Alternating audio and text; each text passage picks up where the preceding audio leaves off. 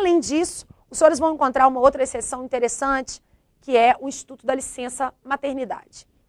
A maioria dos autores trata a licença maternidade como hipótese de interrupção anômala do contrato de trabalho.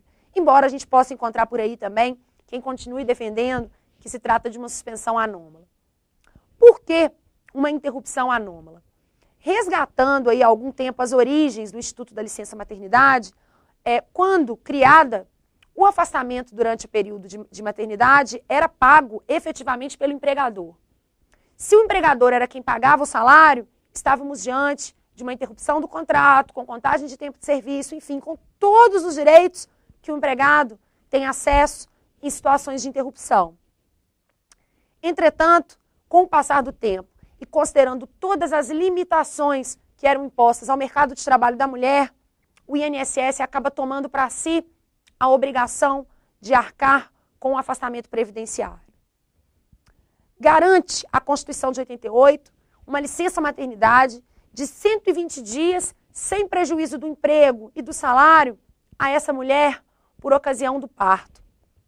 Durante os 120 dias, que aliás podem inclusive ser acrescidos de até 2 semanas antes e depois, durante esse tempo, apesar de não haver salário pago efetivamente pelo empregador, o direito do trabalho continua se comportando como se o empregador pagasse e, portanto, atribuindo efeitos plenos a esse afastamento.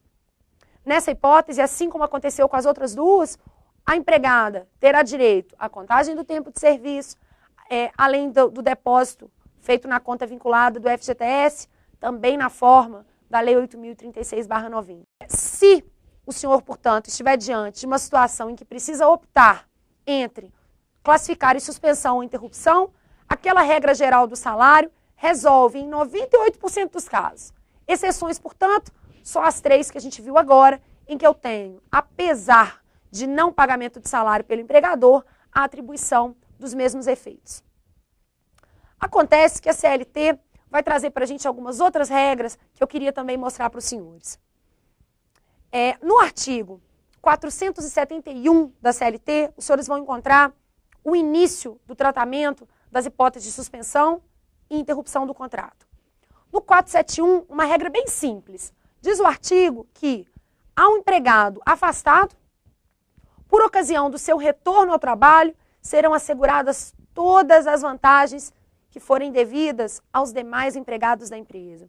Então, por certo, seja uma suspensão ou uma interrupção, se durante o período de afastamento houve reajuste de salário, houve atribuição de uma vantagem por um instrumento de negociação coletiva, não importa.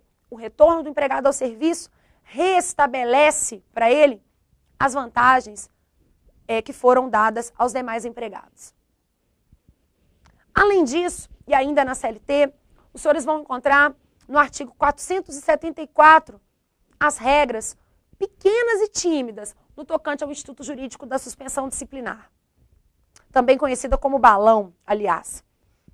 Ao contrário do que muita gente acha, já que esse é um instituto jurídico rodeado ou cercado de mitos no direito do trabalho, a CLT não trata da suspensão disciplinar de forma detalhada ou explicada.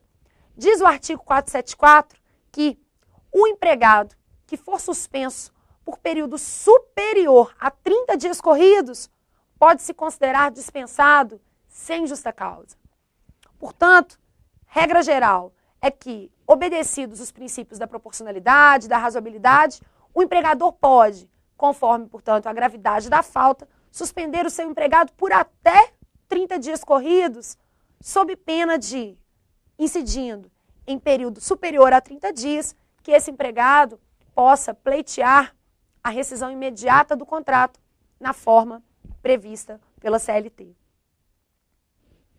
Além disso, e antes que a gente possa pensar em algumas outras regras da CLT sobre o assunto, também seria pertinente que a gente observasse se é possível que o empregado pratique uma justa causa, aquelas hipóteses previstas no artigo 482, durante a ocorrência de uma hipótese de suspensão ou de interrupção do contrato.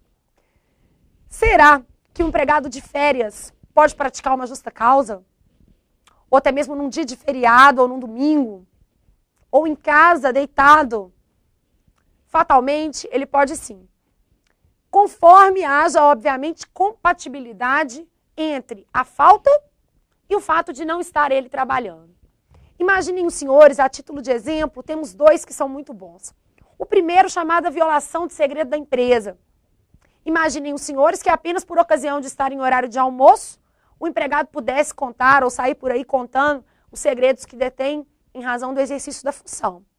Por certo, impossível que isso aconteça.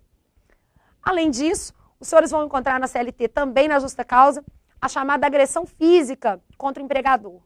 E, portanto, se o empregado estiver passando aí um final de semana agradável, ou até mesmo um domingo assistindo um jogo no Mineirão, se porventura ele encontrar com o seu empregador e, no momento de fúria, não é, se atracar com ele e acabar, sei lá, dando um soco, um tapa, mesmo não estando prestando serviço, ele pode ser dispensado por justa causa, já que essa falta não é incompatível com as hipóteses de suspensão e de interrupção do contrato.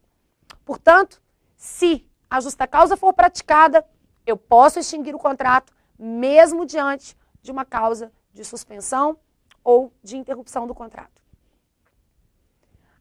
Por outro lado, ainda dentro dessa nossa linha das observações gerais, será que o empregador pode dar aviso prévio ao empregado por ocasião de uma hipótese de suspensão ou interrupção? Será que durante as férias eu poderia ser surpreendida com um telefonema da empresa me dizendo: você está na rua ou você está dispensada a partir de agora? Via de regra, embora as hipóteses de justa causa sejam compatíveis, a figura do aviso prévio não é compatível com as hipóteses de suspensão e interrupção do contrato. O empregador deveria aguardar que cessasse a causa de suspensão ou de interrupção, e uma vez cessada a causa, ele pode dar aviso prévio ao empregado. Apesar de ser o aviso prévio incompatível com as hipóteses de suspensão ou interrupção do contrato, o nosso amigo Fernando Henrique Cardoso, grande neoliberalista e, em algum momento, desconstrutor de direitos que foram adquiridos aí ao longo de anos e anos e anos, introduziu no direito do trabalho uma figura jurídica em que o aviso prévio é possível, portanto, vale a título de exceção. Os senhores vão encontrar no artigo 476A da CLT, que aliás está na moda em tempos de crise econômica, crise mundial, a chamada suspensão negociada do contrato, em que o contrato de trabalho, desde que eu tenha autorização em negociação coletiva, pode ser suspenso por um período compreendido entre 2 e 5 meses para que o empregado participe de um curso de atualização profissional.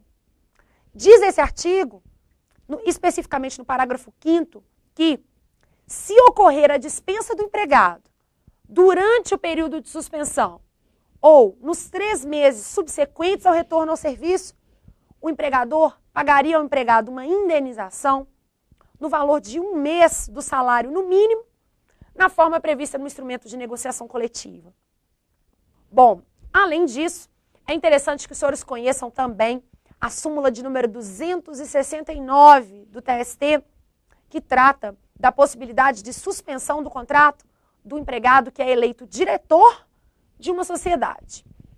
Bom, como os senhores sabem e já viram aí com outros professores, são 5 os elementos que fazem com que alguém seja considerado empregado. Eu tenho que ser pessoa natural, eu tenho que prestar serviço com pessoalidade, de forma onerosa, não eventual e principalmente subordinada.